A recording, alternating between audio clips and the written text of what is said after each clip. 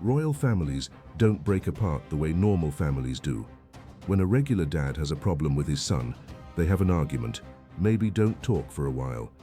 When a king has a problem with his son, the son dies. When a queen schemes against her stepson, the stepson gets strangled in a tent. These are the rulers who decided the easiest way to deal with their own blood was to spill it. 5 kings from 5 different empires, all of them facing the same brutal math. So here's my question for you. If you had to be part of a king's family, would you rather be his son or just some random person at his court with no claim to the throne at all? Drop your answer in the comments and stick around, because by the end of this video, you might change your mind.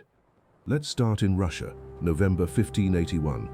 It's cold outside the Alexandrovskaya Sloboda, about 60 miles north of Moscow, and inside his private chambers, Tsar Ivan IV, the man history calls Ivan the Terrible, is gripping a heavy iron-tipped staff. He's 51 years old. The last decade has hollowed him out. He's massacred the city of Novgorod. He's executed his own secret police, the Oprichniki. He sees plots everywhere, in every shadow, in every whispered conversation. And now he's looking at his daughter-in-law, Yelena, who is pregnant with his grandchild. She's dressed wrong. That's it. That's the spark. In Ivan's court, a pregnant woman is supposed to wear 3 layers of clothing. Yelena is wearing 1. Maybe it's hot, maybe she's tired. It doesn't matter. Ivan beats her with the staff anyway. She miscarries that night. His son, Tsarevich Ivan, 27 years old, the heir to all of Russia, hears about what happened, and he walks into his father's room ready to fight. He's the only person in the entire empire who can yell at Ivan the Terrible and survive. Usually, the argument escalates fast. The son accuses the father of murdering his unborn child. The father accuses the son of treason. The staff is still in Ivan's hand. He swings. The iron point connects with his son's temple. Now, a quick honest note here, because this one's actually debated. Most contemporary accounts, including reports from a papal envoy who was in Moscow at the time, describe exactly this: a blow to the head in a fit of rage. It's the version historians have leaned on for 400 years. But when Soviet scientists dug up the Tsarevich's remains in the 1960s to check, his skull had been too damaged by groundwater to confirm a head wound one way or the other, and they did find trace amounts of mercury and arsenic in his bones, which has kept a quieter poisoning theory alive too. So we don't have a smoking gun. What we do have is a son who died days after a violent argument with his father, and a father who never recovered from it. Because whatever the exact mechanism, what happens next isn't in dispute. Tsarevich Ivan goes down, blood spreads across the floor, and something breaks inside Ivan the Terrible. He drops the staff and starts screaming. He cradles his son's head. He kisses his face. He sends for every physician in Moscow. He prays for 4 straight days at the boy's bedside. He doesn't sleep, he doesn't eat, he just kneels there whispering. On the 5th day, Tsarevich Ivan dies. The empire's strongest, smartest, most capable heir is gone. What's left is Fyodor, Ivan's middle son, a man so passive and gentle that historians later call him Fyodor the bell ringer because he prefers churches to politics. After Fyodor comes Dmitri, a toddler who will later be found dead in a courtyard under circumstances nobody has ever fully agreed on, officially ruled an accident, unofficially blamed on a rival boyar family. Ivan the Terrible dies 3 years later, in 1584, playing chess. The dynasty he built lasts exactly 14 more years before it collapses into the time of troubles, a period of famine, civil war, foreign invasion, and false tsars that nearly destroys Russia. One argument in one room. The cost was the country. Some rulers kill in a single moment of rage. Herod the Great killed on a schedule. He's king of Judea, client to Rome, and the most paranoid man in the Eastern Mediterranean. It's 29 BC. Mariamne, his wife, is on her knees in Jerusalem in front of a tribunal handpicked by her own husband. The charge is adultery. The evidence is whatever a court official with a sword wants the evidence to be. Here's the kicker. Mariamne is the love of Herod's life. He met her when she was a teenager. She's a Hasmonean princess, royal blood from the old Jewish dynasty Herod is replacing. He marries her partly for love, and partly because her bloodline makes him look legitimate to the Jews, who hate him for being half Idumean. He covers her in gold, he builds her palaces, and then he kills her family, one by one, because every member of it threatens his throne. He drowns her 17-year-old brother Aristobulus III in a swimming pool in Jericho, dressing it up as a horseplay accident. He executes her grandfather. By the time Mariam figures out the pattern, she's sleeping next to the man who's killing her relatives, and she stops hiding her hatred. Herod's sister Salome, who absolutely despises Mariamne, tells Herod his wife has been cheating on him. There's no evidence. There doesn't need to be. Herod puts Mariamne on trial. He condemns her. When the guards lead her out to be executed, she walks to the block in silence, refusing to give him the satisfaction of a single tear. After she's dead, Herod completely loses it. He wanders the palace at night calling her name. He orders servants to bring food and drink to her empty rooms. He gets sick, he nearly dies, and then he comes back, and he gets worse. Their two sons, Alexander and Aristobulus, grow up watching their father pace. They're handsome, well-educated, popular with the people, and full of grudges about their mother. Salome whispers in Herod's ear for 2 decades that they're plotting against him. By 7 BC, Herod believes her. He has both sons strangled in the city of Sebaste. That leaves Antipater, his oldest son from another marriage, who has spent his entire life setting up his brothers to die so he can inherit. Antipater succeeds at the killing part. He fails at the patience part. In 4 BC, with Herod dying of kidney disease, Antipater is caught trying to poison him. Herod, on his deathbed, signs the execution order. His son is killed 5 days before he is. Here's where that question from the top of the video comes back around. Centuries later, a Roman writer named Macrobius recorded a line supposedly said by the Emperor Augustus when he heard how Herod treated his own family. It's better to be Herod's pig than his son. Historians aren't even sure Augustus really said it. It shows up in a source written 400 years after the fact, and it might be a joke that got attached to him later. But the logic behind it is real, and it's the same logic from our question at the start. Herod, as a nominal Jew, won't eat pork, so his pigs are safe. His own sons got no such protection. 3 of them, plus his wife, plus a grandfather, plus a brother-in-law, all dead by his own order. Being a stranger at Herod's court was, statistically, a much better bet than being his blood. Not every king on this list kills out of paranoia. Suleiman the Magnificent killed because the math of his empire demanded it, or at least because his wife convinced him it did. It's October 1553. Shehzadi Mustafa is riding into his father's military camp in the Anatolian town of Eregli. He's 38 years old. He is the most popular prince in the Ottoman Empire. The Janissaries, the elite imperial soldiers, openly say they would die for him. People in the markets sing about him. He is the eldest son of Suleiman the Magnificent, and he is going to be the next sultan. He thinks. His father has been on the throne for 33 years. The empire stretches from Hungary to Yemen. Suleiman has captured Belgrade, crushed the Hungarians at Mohacs, besieged Vienna, taken Baghdad. He is, by most measures, the most powerful man on earth. He is also being whispered to by his wife. Hurrem Sultan, born a Ukrainian slave girl, history remembers her as Roxolana, has spent decades climbing from the harem to the palace to the throne room. She is the only woman Suleiman has ever loved. She is not Mustafa's mother. She has sons of her own, and she wants the empire for them. Mustafa is the obstacle. She doesn't push the knife. She talks. She tells Suleiman the army loves Mustafa more than him. She tells him Mustafa is corresponding with the Shah of Persia. She tells him there's going to be a coup if Suleiman doesn't act first. The Grand Vizier, Rustam Pasha, who happens to be married to Suleiman's daughter, backs her every word. The whisper works. When Mustafa enters his father's tent in Eregli, he expects a routine briefing.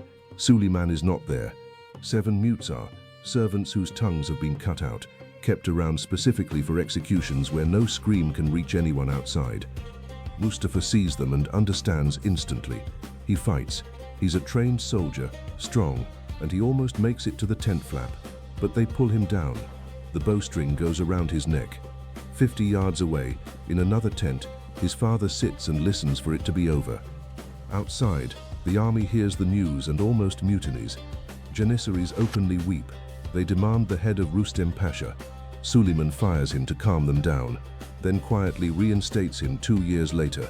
Mustafa's body is laid out on a rug in front of the imperial tent. Suleiman does not come to see it. The empire never quite forgets. Selim II, the son Hurrem wanted on the throne, takes power 11 years later. History remembers him as Selim the Sot, a man who could barely stay upright on a horse. Ottoman decline doesn't start with him exactly, but historians draw a straight line close enough. Suleiman traded the son who could have been a great sultan for the son his wife wanted. Then he ruled for another 13 years and died on campaign in Hungary, an old man in a tent. If Suleiman killed one heir out of calculation, our next king turned it into a career. It's 165-7 in Agra, India. Shah Jahan, the Mughal emperor who built the Taj Mahal for his dead wife, is suddenly very sick. He recovers, but the rumor that he's dying has already traveled to his 4 adult sons, and the rumor is enough. The Mughal Empire has no rule of primogeniture. The throne goes to whichever son wins. Win means kill. Shah Jahan has 4 sons. 3 of them are about to die. The favorite is Dara Shikoh, the oldest. He's a mystic, a translator of the Upanishads, a man who believes Hinduism and Islam are 2 languages saying the same thing. Shah Jahan loves him. The court loves him. The problem is that his 3 younger brothers love power more. The youngest is Murad Bakhsh, a drinker, a fighter, easy to manipulate. The second youngest is Shah Shuja, governor of Bengal, ambitious but isolated. And the third son is Aurangzeb. Aurangzeb is cold. Aurangzeb is patient. Aurangzeb has been waiting for this his entire life. He plays it perfectly. He allies with Murad, promises him half the empire, and they crush Dara's army at the Battle of Samogar in May 1658. Dara flees west toward Persia with his teenage son.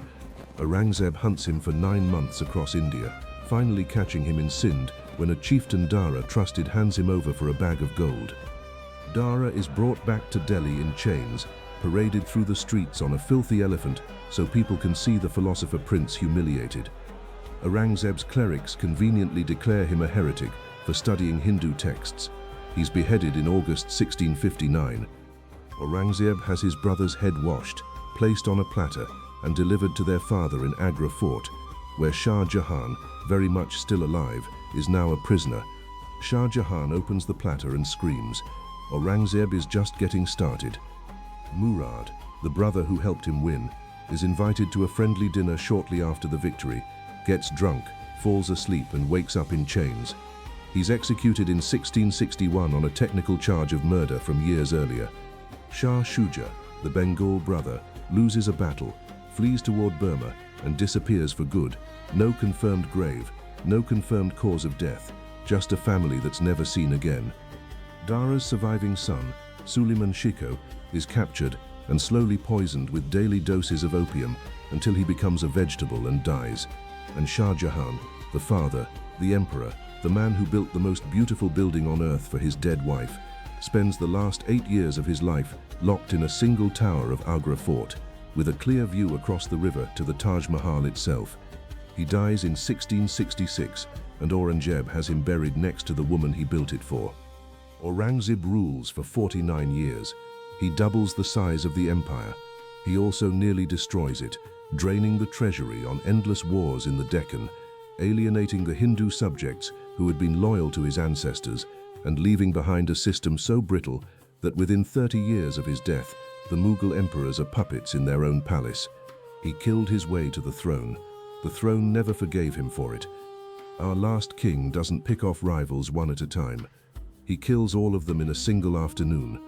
It's January 28, 1595, in the Topkapi Palace in Istanbul. Sultan Murad III is dead. His 28-year-old son Mehmed has just been belted with the sword of Osman and proclaimed Sultan of the Ottoman Empire. There is a tradition that needs to be observed. He has 19 younger brothers. The oldest is 11. The youngest is still nursing.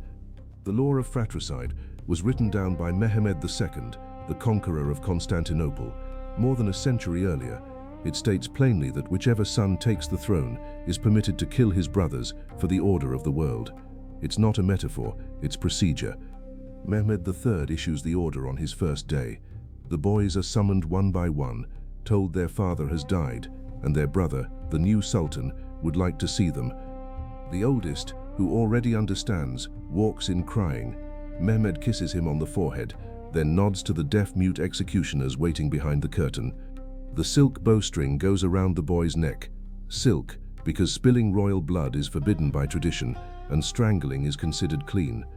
This happens 19 times, down to toddlers carried in by their nursemaids, who are told to leave the room and never speak of what comes next.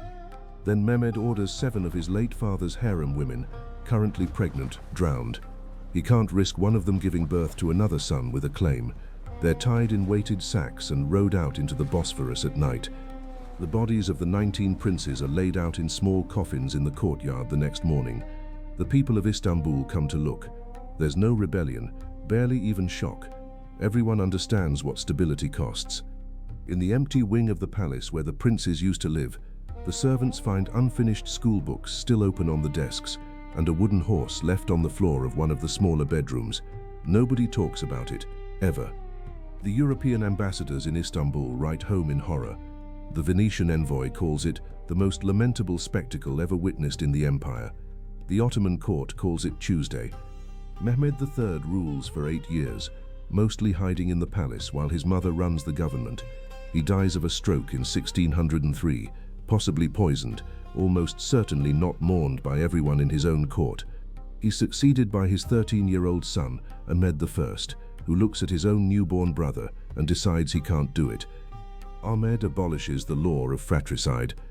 In its place, he creates the kafes, the cage, a gilded set of rooms inside Topkapi, where Ottoman princes are imprisoned for life, kept alive, but kept away from power.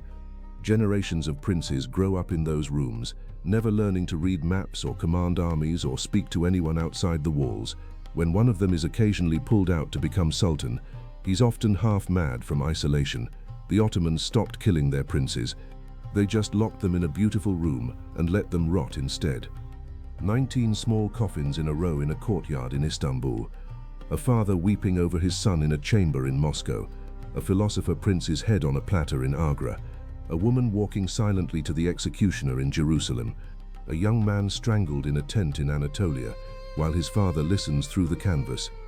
In every one of these stories, the man who gives the order is the same man who once held these people as babies, shared meals with them, watched them learn to walk and ride and read, and then, one morning, he does the math, and the math comes out the same way every time. So, back to that question from the start. Would you rather be a king's son, or just some nobody at his court with no claim to anything? Before this video, the son probably sounded like the obvious answer. The gold, the palaces, the crown waiting for you. After everything we just walked through, the strangled princes, the poisoned nephews, the sons whose own fathers signed their death warrants. Are you still so sure? Drop your answer in the comments. I read every single one. And if you made it this far, 15+ minutes of ancient royal family drama, thank you. Seriously. This is the kind of history that doesn't make it into the textbooks, and I genuinely appreciate you sticking around for it.